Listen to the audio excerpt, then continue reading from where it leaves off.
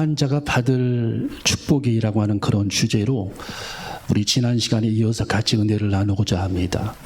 이 온유한 자라고 하는 그 의미는 프라우스라고 하는 단어인데, 헬라어로 이 단어는 프라우스라고 하는 단어를 우리가 꼭 알아야 이 온유라고 하는 그 하나님의 말씀의 진리를 해석해낼 수가 있어요. 자, 이 온유라고 하는 그 프라우스라고 하는 단어는 어떤 의미가 있느냐? 야생마를 길들일 때 이 프라우스라고 하는 단어를 사용하고 있어요. 야생마. 그리고 풍랑을 잠잠케 할 때도 이 단어를 쓰고 있습니다. 그리고 열이 올랐다가 내릴 때에도 프라우스라는 단어를 쓰고 있어요. 그러니까 이 온유라고 하는 그 마음, 이 말씀의 그 의미는 다스림의 의미가 있어요. 다스림. 예, 다스림. 그래서 온유한 사람들은 다스림이 있다라는 거예요. 자기 마음을 다스릴 줄 알고, 시간을 다스릴 줄 알고, 자기 환경에 눌리지 않고 환경을 다스릴 수 있고, 직장 업무에 막 눌려서 막 신음하는 것이 아니라 직장의 일을 다스릴 수 있고, 예, 자기 몸을, 자기 생활의 패턴을 절도 있게 절제하면서 다스릴 수 있는 사람을 의미하는 겁니다. 여러분, 우리가 어떤 일을 다스리지 못하게 되면 반대로 거꾸로 현상이 나타나게 되죠. 그 일이 나를 지배하고 다스리는 겁니다. 여러분이 환경을 다스리지 못하게 되면 환경이 여러분들을 다스리고 여러분들을 지배합니다. 예. 여러분이 어떤 문제를 여러분이 다스리지 못하게 되면 그 문제가 여러분들을 다스리고 여러분들을 지배해서 여러분을 꼼짝 못하게 눌러버리는 겁니다. 그래서 우리 하나님께서 천지를 창조하시고 아담과 하와를 창조하신 후에 제일 먼저 하신 말씀도 너희들에게 허락해 주신 그 환경을 다스리고 지배하라고 말씀해 주신 겁니다. 여러분이 이 시간 근심으로 가득 차 있는 마음이 있다면 여러분의 근심과 염려를 믿음으로 다스리시기를 주님의 이름으로 축원합니다. 여러분의 삶의 모든 염려에 여러분이 눌리지 말고 그 염려를 말씀을 붙잡고 믿음으로 다스리는 저와 여러분이 되시기를 주님의 이름으로 축원합니다. 우리는 다스림을 가져야 할 줄로 믿습니다. 잠언 4장 23절에도 무릇 지킬 만한 것보다 더욱더 내 마음을 지켜라. 생명의 근원이 이에서 남이니라. 마음을 다스리라는 거예요. 마음. 거기서부터 우리의 삶의 모든 행복이 시작이 되고 우리의 삶의 모든 축복이 시작이 되고 거기서부터 우리의 삶의 모든 목적을 달성해 나가는 성취가 시작이 된다라는 거예요. 다스림에서부터. 그래서 하나님께서 오늘 여기 산상수훈이라고 하는 이 말씀은 성경에서도 달걀의 노른자위, 황금률도 이 산상수훈에 기록될 정도로 굉장히 귀한 말씀이 산상수훈에 기록이 되어 있는 겁니다. 그래서 마음이 온유한 사람은 복이 있다라는 거예요. 마음이 온유한 사람은 복이 있다. 여러분, 마음이 온유한 사람은 자기 마음을 다스릴 줄 아는 사람이라는 거예요. 자기 마음을 다스릴 줄 아는 사람. 여러분이 어떤 일을 여러분이 이루기 위해서, 어떤 일을 여러분이 성취하기 위해서, 어떤 목적을 여러분이 달성하기 위해서는 첫 번째 필요한 항목이 내 마음을 다스리는 겁니다. 여러분, 다스리는 축복을 받으시기를 주님의 이름으로 축원합니다. 여러분, 우리는 여러분이 아침에 알람을 이렇게 맞춰 놓잖아요. 시간도 우리가 다스려야 돼요. 시간. 예. 하루의 패턴이 오늘은 눈이 떠지면 일어나는 날이 아니라 하루의 패턴이 정말 옛날에 독일의 철학자 칸트처럼 좀 짜임새가 있고 내가 막 시간에 막 이렇게 쫓기면서 인생을 살아가는 것이 아니라 시간을 내가 다스리고 시간을 통제할 수 있는 그리스도인, 그 그리스도인을 우리 주님께서 우리들에게 원하신다라는 거예요. 여러분 마음의 갈피를 잡지 못하고 인생을 살아갈 때에 수많은 세상의 잡념과 염려들이 내 마음을 짓누르고 나를 괴롭힐 때에 여러분이 주님을 향해서 마음이 여러분이 정해져 있다면 그 정한 마음 때문에 우리의 삶의 염려를 주님께서 가져가시고, 내가 주님께 마음이 온전히 정해져 있다면 내가 하나님의 자녀가 되었기 때문에 하나님께서 우리들의 염려도 가져가시는 겁니다. 할렐루야. 여러분, 주님께 여러분의 마음이 정해지는 시간이 되시기를 주님의 이름으로 축원합니다. 그래서 야고보서 1장에 보니까 바다 물결처럼 마음이 끊임없이 움직이는 사람들은 주님께 받을 것이 없다라는 거예요. 받을 게 아무것도 없다. 예. 하나님 앞에 우리들 마음이 온전히 정해져야 합니다. 예. 여러분, 주님께 여러분의 마음이 지금 정해져야 돼요. 내가 주님의 자녀라는 사실, 나는 믿음으로 살 거라는 사실, 나는 주님을 위해 살아간다라는 사실, 내가 생존하는 목적은 주님 때문이라고 하는 그 사실이 여러분의 마음속에 정해져야 하나님께서 여러분을 하나님의 자녀로 인정하시고, 하나님께서 하늘의 은혜들을, 하나님의 은총들을, 하나님의 돌보심을, 하나님의 역사들을, 하나님의 기적적인 하나님의 축복의 그런 역사들을 정한 마음을 가진 자들에게 하나님이 쏟아 부어주신다라는 겁니다. 내 마음이 정해져 있지 않다면 우리는 주님께 받을 것이 아무것도 없다라는 거예요. 심지어 천국 가는 길조차도 흐려지는 겁니다. 여러분, 에스카레이터를 탈 때 우리는 마음을 딱 정하고 내려가잖아요. 제가 항상 하는 얘기가 우리 외할머니 얘기를 했죠. 우리 외할머니는 탈까 말까 하다가 결국에는 망설이다가 항상 거기서 넘어지셨어요. 네. 망설이다가. 우리 어머님도 외할머니 유전자를 받으셔가지고 제가 백화점에 에스카레이터를 타는데 탈까 말까 계속 어머니 그러시지 말고 하나 둘 셋 하면 발을 그냥 얹어놓고 내려갑시다. 약속을 제가 손을 걸었어요. 하나 둘 셋 하고 딱 저는 내려가는데 어머님은 여전히 뒤로 물러섰습니다.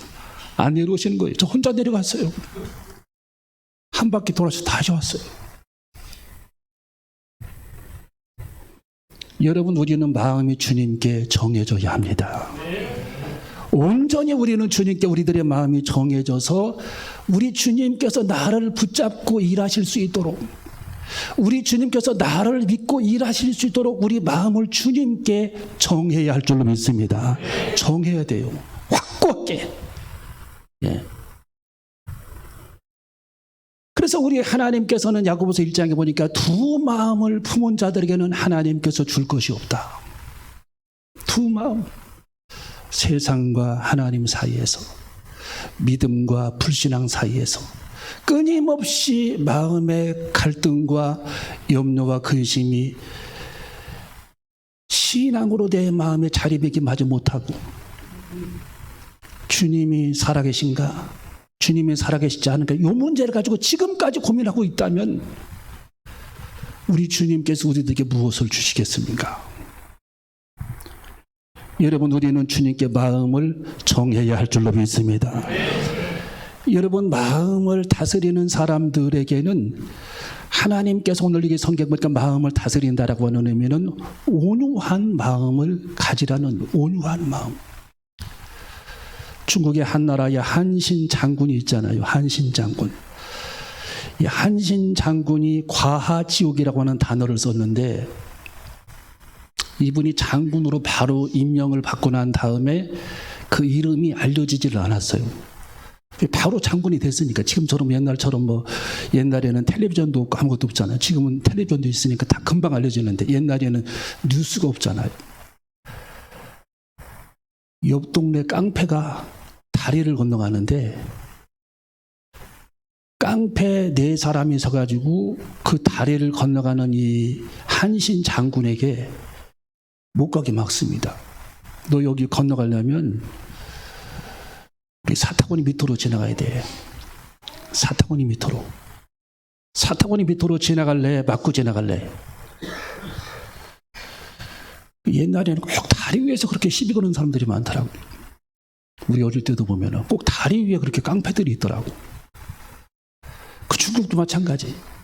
그래서 이 한신 장군이 칼을 차고 있었고 옆에 부하가 하나 있었는데, 이 한신 장군이 얼마나 칼을 잘 쓰는 사람이냐면은 번갯불이 번쩍하잖아요. 그러면은 사람 목을 7명을 벨 정도로 칼을 잘 쓰는 사람이에요. 그 네 사람쯤이면 뭐 눈을 감고 헤치는 거죠. 그런데 이 한신 장군은 무릎을 꿇고 기어가지고 그 깡패의 사타구니 밑으로 기어서 지나갑니다. 그러면서 과하지요. 큰 일을 사람이 도모하기 위해서는 작은 수모를 참아야 한다는 거예요. 여러분이 큰 일을 도모하고 싶다. 내가 하고 있는 일 이 중에서 내가 성공하고 싶다.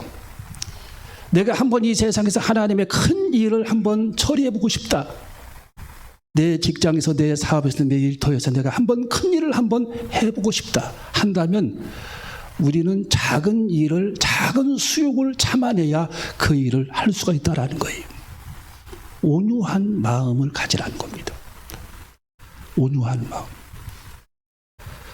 여러분, 짐승들도요, 온유하지 않으면 주인에게 버림받습니다. 이게 세상의 원리예요. 여러분, 온유함은 우리 인생의 비밀입니다. 여러분, 노자가 죽기 직전에 유언을 했어요. 자기 제자들이 울면서 슬피 오니까 노자가 입을 벌리면서 내 입에 무엇이 있느냐라고 질문을 합니다. 그러니까 제자들이 이빨도 다 빠져버리고 남아있는 것은 부드러운 살점이 남아있네요. 그 살점이 무엇이냐 그랬더니 제자들이 선생님의 혓바닥, 혀입니다라고 대답을 합니다. 그랬더니 노자가 하는 말이 너희들은 듣거라. 너희들이 이 세상을 살아가는 데 있어서 온유함과 부드러움만이 살아남을 것이고 승리하게 될 것이다. 온유함과 부드러움만이. 딱딱한 이빨은 다 부러져 버리고 다 빠져버렸지만 부들부들한 혀, 온유한 그 혀만 살아남았다라는 거예요. 여러분, 부드러움은 강함을 이기는 겁니다.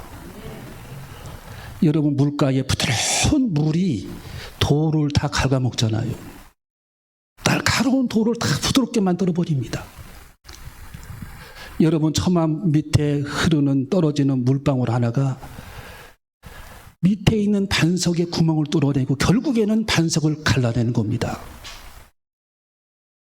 여러분, 우리는 주님께서 지금 말씀하시는 온유의 그 비밀, 온유의 그 비결, 그리고 온유가 얼마나 위대한 것인가를 우리 주님께서 우리에게 지금 깨우쳐 주시는 그런 시간입니다. 여러분, 우리는 하나님 앞에 온유함을 가지고 살아가는 저와 여러분이 되어줘야 할 줄로 믿습니다. 여러분, 다윗이 왕이 되었을 때 요압 장군이 항상 옆에 있었어요. 그런데 요압 장군이 다윗에게 눈에 가십니다. 예. 왜냐하면 다윗 왕에게 허락도 받지 않고 요압 장군이 장관들 2명을 다 죽여버렸어요. 예. 성경에 보니까 아브넬과 아마사를 죽였다라고 기록이 되어 있습니다. 장관들을 죽였어요. 요압 장군이. 그런데 이 다윗이 얼마나 마음이 성품이 온유하냐면 이 장관을 저 같으면 처단해 버렸을 텐데 처단을 못하는 거예요. 예. 그리고 그를 돌봐줍니다. 그리고 그를 안고 가는 거예요. 끝까지 요압 장군을. 여러분 보세요. 다윗이 임종할 때에 솔로몬을 불러요. 자기 아들. 자기 아들 솔로몬을 불러서 유언을 하는데 여러 가지를 유언을 하는데 유언 2번째 항목에 요압 장군에 대해서 얘기를 합니다. 여러분, 우리가 잘 들어야 됩니다. 내가 온유하지 못해서 지금까지 살아남았다면 그 온유하지 못한 대가를 우리는 언젠가는 지불을 받게 된다는 거예요. 지금 제가 그 얘기를 하는 겁니다. 여러분, 다윗이 솔로몬에게 이렇게 유언을 합니다.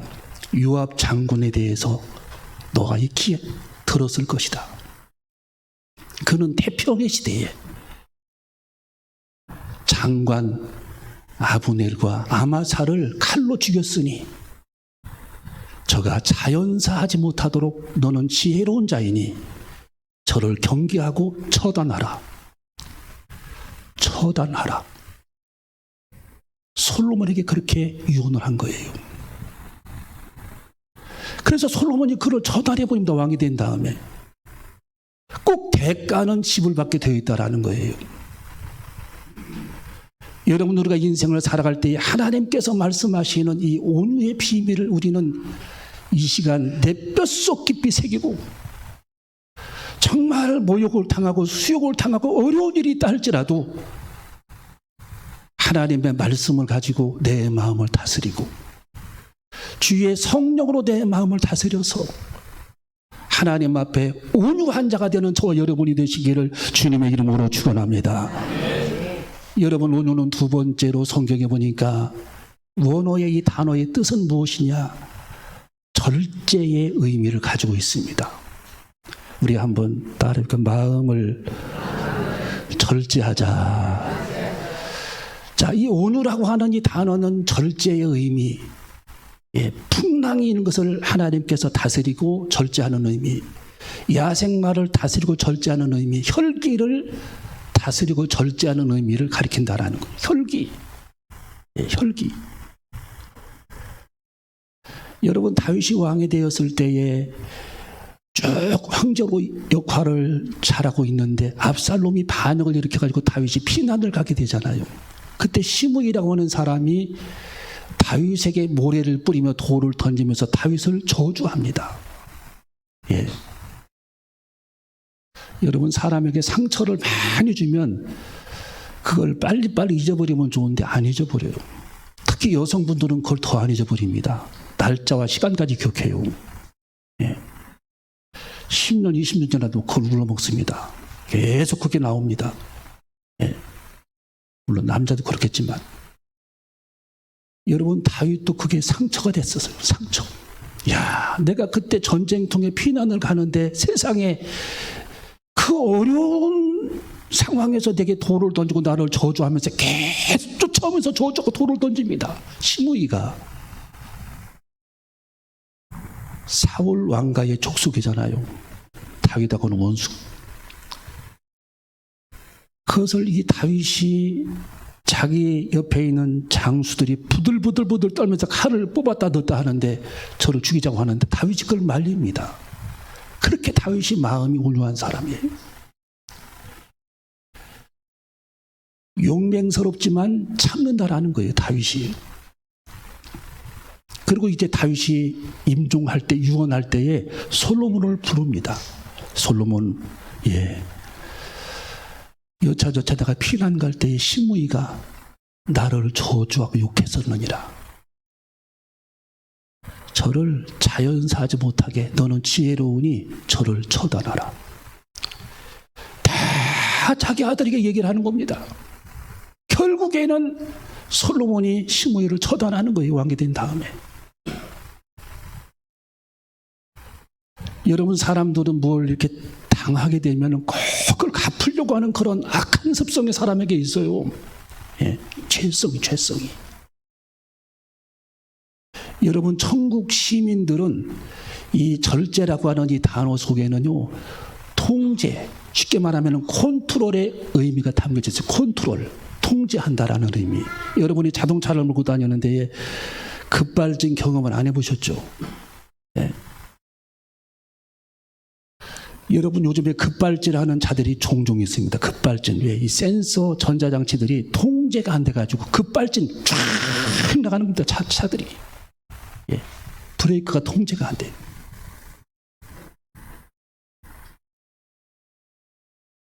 여러분, 사람의 마음도 통제가 안 되는 부분들이 있어요.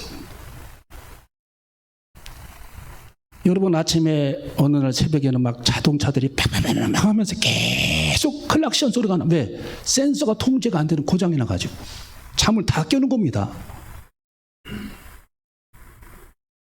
컨트롤을 못하는 마음이라는 거예요. 컨트롤.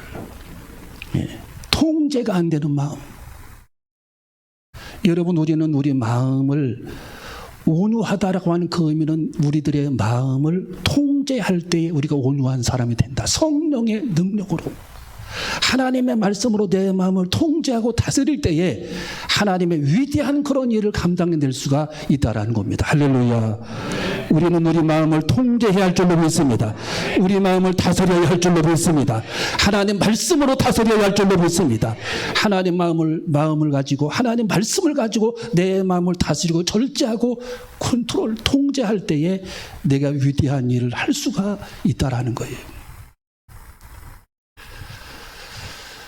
여러분, 한용주 선수가 그런 얘기를 했습니다. 마라톤 선수 42.19km를 달리잖아요. 보통 2시간 10분, 세계 최초 기록자가 최근에 2시간 11분이에요. 보통 사람들이 뛰면 2시간 40분, 2시간 잘 뛰면 30분. 2시간 30분간 뛰기 위해서는요, 한용주 선수가 그런 얘기를 했어요. 자기는 32km 지점에서부터 32km 지점에서는 마치 죽을 것 같다. 숨이 차가지고. 사람마다 그 패턴이 조금씩 다르겠지만 자기는 32km 지점에서 죽을 것 같은 그런 고통을 느낀다라는 거예요. 황용주 선수가. 근데 그 32km를 벗어나게 되면 이 몸에서 쉽게 말하면 무아의 경지에 조금 빠져들어가면서 고통을 느끼지 못한 채 42.119까지 자기는 거기 가게 된다라는 거예요. 야, 근데 사람이요, 정말 고통을 참고 인내하게 되면 그 다음부터는 이게 길이 열리는가 봐요. 비행기도 하늘을 나를 때 최대한 출력을 발휘해가지고 공중에 뜨게 되면 4분의 1, 5분의 1의 출력을 가지고 계속 가잖아요. 비행기도. 처음에 뜰 때만 힘이 많이 들어가지. 그러면서 그분이 하는 얘기가 힘의 분산. 2시간 20분 동안 뛰는 동안의 힘의 분산. 처음에 힘을 막 써도 안 되고 힘을 적절하게 분산해서 뛰어야만이 2시간 20분을 뛴다라는 거예요. 2시간 반을 뛴다라는 거예요. 힘을 분배해야, 절제해야 이것에 성공의 비밀이 숨어 있는 겁니다. 여러분, 우리는 우리 마음속에 끓어오르는 분노,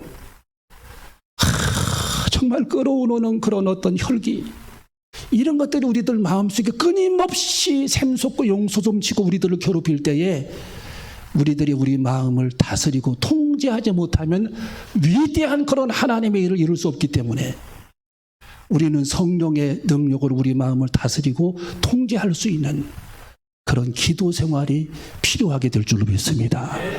우리는 하나님 앞에 그래서 기도해야 할 줄로 믿습니다. 하나님 앞에 부르짖으며 기도할 때 주님, 내 마음을 주님에 다스려 주시옵소서. 내 혈기를 주님에 다스려 주시옵소서. 그래서 내가 천국 시민이 되게 하여 주시옵소서. 그렇게 하나님 앞에 기도하는 저와 여러분이 되시기를 주님의 이름으로 축원합니다. 오늘 마지막 세 번째로 보니까 우리 성경을 읽고 말씀을 정리하고 마치겠습니다. 자, 성경 5절 말씀을 같이 우리 읽어보겠습니다. 5절 시작.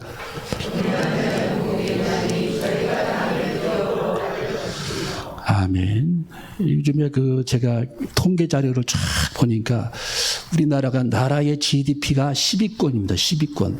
왔다 갔다 거기서 합니다. 12, 11, 12, 12, 10. 러시아하고 GDP가 똑같아. 그러니까 수출 규모죠. 수출 규모. 우리나라가 대단한 나라잖아요. 러시아. 거기랑 똑같아. 이 수출 규모가. 예. 그런데 행복 지수를 보면은 최근에 조사한 행복 지수를 보면은 우리나라가 57등. 57등이면 한참 밑입니다. 그러니까 GDP는 막 엄청나게 높고 나라가 잘 사는 나라인데 행복 지수는 굉장히 밑이라는 거예요. 57등, 일본이 47등, 한국이 57등. 그러니까 전반적으로 국민들이 행복하지가 않다라는 거예요. 어제 제가 저녁에 차를 타고 오는데 저희 리아가 그런 얘기를 해요. 리아가 저 왔는데 할아버지 왜 그랬더니 사람이요 행복하다 하면 행복한 것이고 어제 제가 너무 충격을 받아가지고 이야 어떻게 지금 4살짜리가 뭐라고 그랬더니 사람이요 행복하다 하면 행복한 것이고요 좋다 하면 좋은 것이에요. 그런데 안 좋다 하면 안 좋은 것이에요. 제가 어제 하나님의 음성을 들었습니다. 그 엄마가 아마 잠잘 때 그걸 가르쳤나 봐요. 나쁜 생각하지 말고 사람이 잘 때 행복하다 하면 행복한 것이고. 어제 제가 너무 충격을 받아가지고 행복 지수가 57등 사람이 우리나라가 저 밑에 나라는 엄청나게 잘 사는 나라인데 행복한 지수는 저 밑에. 그러니까 국민들이 행복하지가 않다라는 거예요. 국민들이. 여러분 우리들의 마음이 행복해지시기를 바랍니다. 여러분의 마음이 오늘 이 시간 주님 내 마음이 온유하고 겸손해서 성령으로 겸손해서 행복한 삶을 살기를 원합니다. 여러분이 그렇게 기도하는 저와 여러분이 되어줘야 할 줄로 믿습니다. 그런데 지난 주일날 세계에서 또 한 가지를 발표를 했어요. 그 발표한 내용이 뭐냐면은 세계에서 가장 살기 좋은 나라를 10군데를 발표를 했어요. 10군데를. 근데 저는 10군데를 다 외우지 않았고 우리나라만 외웠어. 제가. 가장 살기 좋은 나라가 첫 번째가 어디냐면은 싱가포르더라고. 싱가포르. 그렇게 지금 그 학자들이 분석을 했어요. 싱가포르. 그리고 아이슬란드. 자연 환경이 너무 좋다는 거예요. 그다음에 노르웨이. 중요한 게 한국이 거기 들어갔어요. 한국이 6번째. 이야, 우리 박수로 하나님께 영광을 돌려야 할 줄로 믿습니다. 그러거나 말거나 나는 몰라요. 한국이 6번째. 우리가 얼마나 이게 감사한 거예요. 그래서 왜 한국이 그렇게 잘 사는 나라에 들어갔냐 조사를 했어요. 그 조사를 보니까 봄, 여름, 가을, 겨울 4계절이 있다라는 거. 4계절.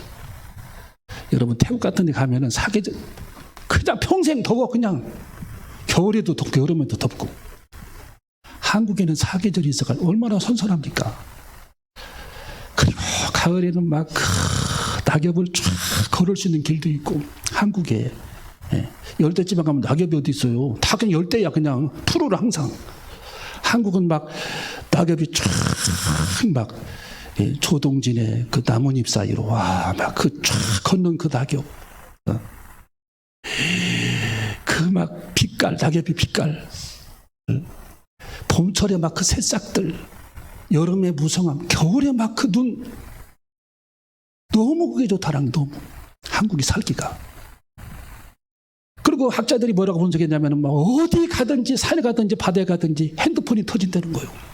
한국이. 외국 가면 안 터집니다. 잘. 여러분 익숙해져서 그러는데 외국 가면 잘 안 터지는 것이 굉장히 많아요. 인터넷도 느리고. 그다음에 한국이 왜 그렇게 좋은 나라냐. 모든 게 배달이 된다는 거야. 배달. 밤 뭐 12시간 먹고 새벽 3시간 배달이 되고. 그리고 한국이 왜 이렇게 잘 사느냐. 그렇게 먹을 것이 풍부하대. 한국이 먹을 것이. 여러분 우리나라 사람들이 회를 좋아하는데 회 20만 원어치가요. 일본 가면 200만 원, 200만 원. 일본 가면. 그렇게 한국에 복을 받은 나라, 축복을 받는 나라가 한국입니다. 제가 왜 이 말씀을 드리냐면은 하나님 앞에 온유하고 겸손한 사람들은요. 하나님께서 오늘 여기 성경의 마지막 결론이 뭡니까? 저희가 땅을 기업으로 받을 것이며 이게 뭐냐? 하나님의 나라 천국을 기업으로 받을 것이며 그 뜻입니다. 할렐루야. 여러분 하나님의 나라 천국을 여러분이 기업으로 받는 축복을 누리시기를 바랍니다. 우리는 천국을 찾아야 할 줄로 믿습니다. 천국을 얻어야 할 줄로 믿습니다. 우리가 신앙생활하는 목적이 뭡니까? 천국입니다. 천국. 하나님의 나라 천국. 우리 예수님은 천국 복음을 전하고 제자들이 천국 복음을 전하다 순교를 했고 모든 유럽과 소아시아의 로마의 하나님의 천국 복음을 전했다고 제자들이 순교를 했듯이 하나님은 천국 복음에 목말라 있습니다. 여러분이 천국 복음, 영원한 하나님의 나라 천국, 우리 예수님이 십자가에 매달리신 것도 천국 때문에, 우리 주님이 부활하신 것도 천국 때문입니다.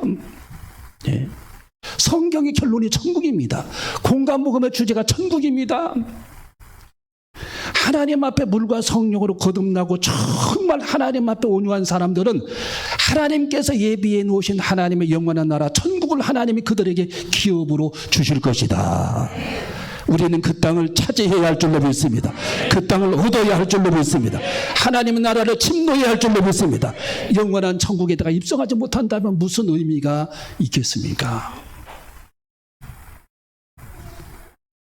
여러분, 우리는 우리 마음이 온전히 물과 성령으로 거듭나서 하나님의 나라를 천국으로 얻는, 그래서 스베덴 보르고가 천국에 갔을 때에 거기 있는 사람들은 다 마음이 서글서글하고 그렇게 친절하고 그렇게 온유한 그런 성품을 가졌다는 얘기를 하지 않습니까? 왜? 천국은 온유한 자들이 가는 곳이기 때문입니다. 온유한 그리스도인들 우리 모두가 되시기를 주님의 이름으로 축원합니다.